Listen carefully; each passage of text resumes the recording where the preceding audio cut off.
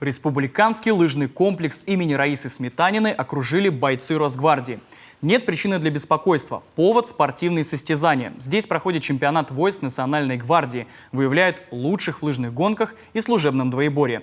Так, сегодня, отбросив звезды и звания, на лыжню встали и офицеры, и рядовые бойцы. О первом дне соревнований расскажет Павел Королев.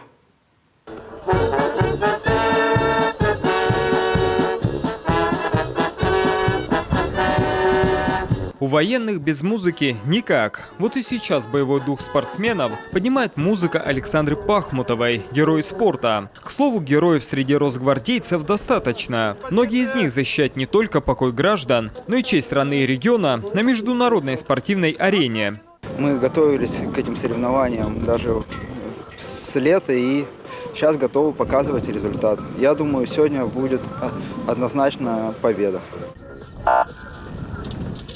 Кто станет победителем, решает драгоценные секунды. Первыми на старт выходят представительницы прекрасного пола. Им предстоит преодолеть 10 километров. Быстрее всех до финиша добирается Анастасия Фалеева. Конечно, довольна результатом, да.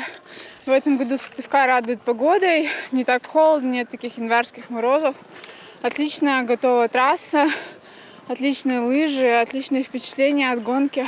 Всего в чемпионате за звание сильнейших борются свыше сотни спортсменов. Они представляют различные округа и институты ведомства. Поэтому конкуренция предстоит нешуточная. И как отмечают сами росгвардейцы, эти соревнования во многом помогают на службе. Подготовка в этом виде спорта, она напрямую влияет на подготовку наших военнослужащих и сотрудников для выполнения ими успешного, в первую очередь, выполнения своих задач, которые возникают ежедневно на службе.